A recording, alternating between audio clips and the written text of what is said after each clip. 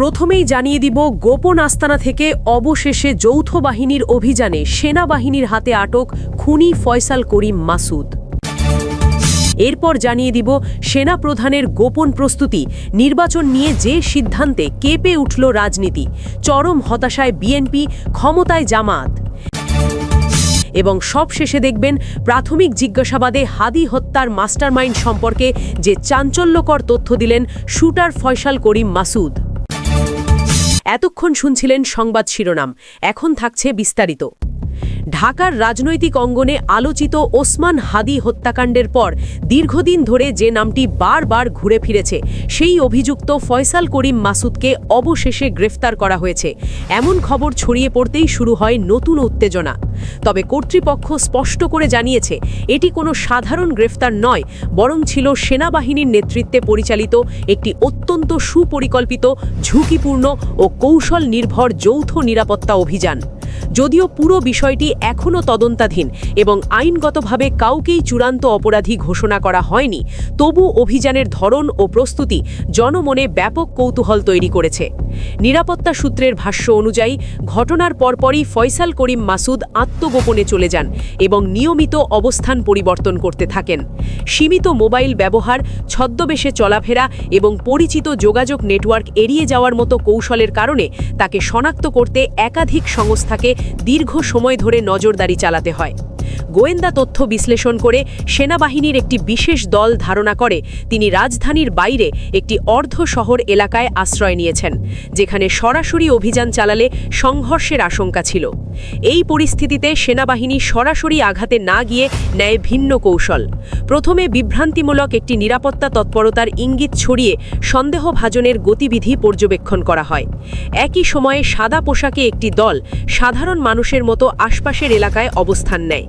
কয়েকদিনের নজরদারির পর নিশ্চিত হওয়া যায় সন্দেহভাজন একটি নির্দিষ্ট স্থানে নিয়মিত যাতায়াত করছেন, যদিও সব সময়ই তিনি ছিলেন অত্যন্ত সতর্ক।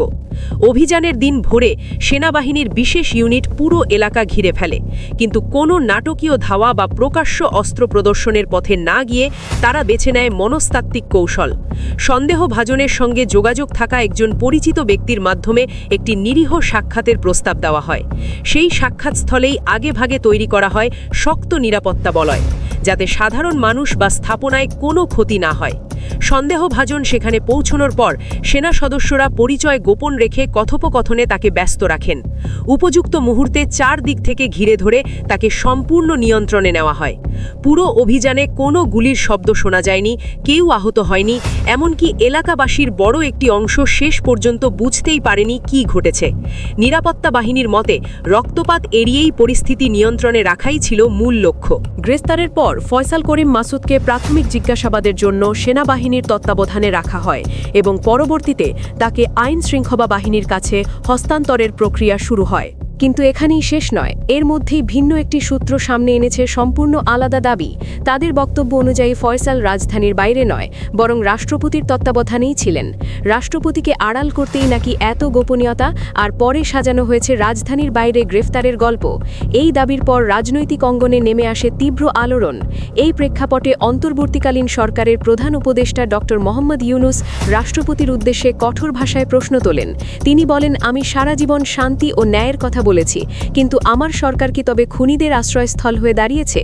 আপনার সরকারি বাসভবনে ফয়সাল করিম মাসুদকে পাওয়া গেছে, এটা কি কোনো ষড়যন্ত্র নয়?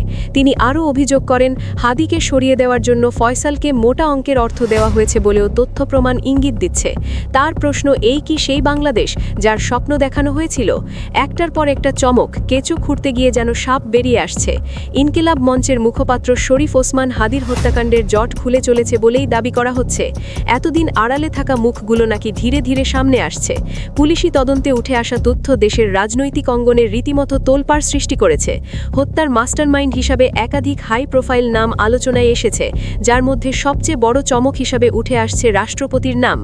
তদন্ত সংশ্লিষ্ট সূত্রগুলোর মতে এটি কোনো বিচ্ছিন্ন ঘটনা নয়, বরং সুদূরপ্রসারী এক গভীর ষড়যন্ত্রের অংশ। সিসিটিভি ফুটেজ, কল রেকর্ড ও গ্রেফতার হওয়া আসামিদের জবানবন্দিতে বারবার একটি নির্দিষ্ট মহলের দিকেই ইঙ্গিত মিলছে। হত্যাকাণ্ডের আগে ও পরে বড় অঙ্কের সন্দেহজনক লেনদেনের তথ্যও সামনে এসেছে। সেই অর্থের উৎস ও গন্তব্য অনুসন্ধান করতে গিয়েই গোয়েন্দাদের রাডারে এসেছে রাষ্ট্রপতির নাম, এমনটাই দাবি। শুধু তাই নয়, তদন্ত এড়াতে ইচ্ছাকৃতভাবে বিভিন্ন সময়ে ভিন্ন ভিন্ন তথ্য ছড়িয়ে বিভ্রান্তি সৃষ্টি করা হয়েছে বলেও অভিযোগ উঠেছে। সর্বশেষ তথ্য অনুযায়ী রাষ্ট্রপতির সরকারি বাসভবন থেকেই ফয়সাল করিম মাসুদকে আটক করা হয়েছে এমন দাবি করেছেন দায়িত্বশীল এক পুলিশ কর্মকর্তা। তার ভাষ্য অনুযায়ী হাদিকে গুলি করার জন্য রাষ্ট্রপতি নিজেই ফয়সালকে অর্থ দিয়েছিলেন। প্রশ্ন একটাই, রাষ্ট্রের সর্বোচ্চ অভিভাবকের আসনে বসে একজন খুনিকে ভাড়া করা ও তাকে পাহারা দেওয়া কিভাবে সম্ভব? ওসমান হাদির হত্যাকাণ্ড এখন আর শুধু একটি খুন নয়, এটি পরিণত হয়েছে ক্ষমতা, ভয় ও বিশ্বাসঘাতকতার এক ভয়াবহ অধ্যায়ে। এতদিন যে সন্দেহকে সত্য বলে এড়িয়ে যাওয়া হয়েছিল, সেই সন্দেহের মধ্যেই লুকিয়েছিল সবচেয়ে বড় ভুল। আর সেই ভুল ধরতেই এবার নড়ে চড়ে বসেছে ইউনূস প্রশাসন। রাজনৈতিক অন্দরমহলে চাপা উত্তেজনা স্পষ্ট। মোহাম্মদ ইউনূস, রাষ্ট্রপতি ও সেনাপ্রধান ওয়াকার উজ্জামানের সম্পর্ক নিয়েও চলছে জল্পনা, যার প্রভাব পড়ছে তদন্তে। এতদিন বলা হচ্ছিল ফয়সাল ভারতে পালিয়ে গেছে, কিন্তু আশ্চর্যজনকভাবে প্রশাসনের পক্ষ থেকে এমন কোনো চূড়ান্ত তথ্য কখনোই প্রকাশ করা হয়নি।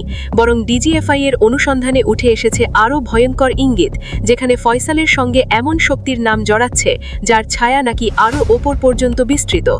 তদন্ত সংশ্লিষ্টরা বলছেন, ফয়সাল যদি বেঁচে থাকে তবে ফাঁস হয়ে যেতে পারে সেই নাম যে দাবার বোর্ডে বসে পুরো খেলাটা নিয়ন্ত্রণ করেছে। সেই মাস্টারমাইন্ড সামনে এলে কেঁপে উঠবে বহু শক্ত ভিত। সবচেয়ে বড় প্রশ্ন, ওসমান হাদির সঙ্গে রাষ্ট্রপতি ও সেনাপ্রধানের সম্পর্কটাই বা কী ছিল? হাদি এমন কি জানতেন যার কারণে তাকে সরিয়ে দেওয়াই একমাত্র সমাধান হয়ে দাঁড়ায়? জনগণের ট্যাক্সের টাকায় পরিচালিত রাষ্ট্রযন্ত্র যদি খুনিদের পাহারাদার হয়ে দাঁড়ায়, তবে সেই পদের বৈধতা নিয়ে প্রশ্ন উঠবেই। আজ মানুষ চিৎকার করে বলছে, হাদির রক্ত বিচার চাই। প্রিয় দর্শক, আপনারাও যদি হাদি হত্যার মূল হোতাদের বিচারের দাবি জানাতে চান, কমেন্টে লিখুন, হাদি হত্যার বিচার চাই।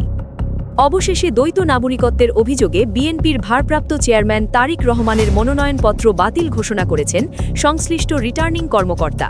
কমিশনের পক্ষ থেকে জানানো হয়েছে, তারিক রহমান দীর্ঘ সময় বিদেশে অবস্থানকালে অন্য দেশের নাগরিকত্ব গ্রহণ করেছেন এবং বাংলাদেশের সংবিধান অনুযায়ী কোনো দ্বৈত নাগরিক জাতীয় সংসদ নির্বাচনে অংশগ্রহণ করতে পারেন না।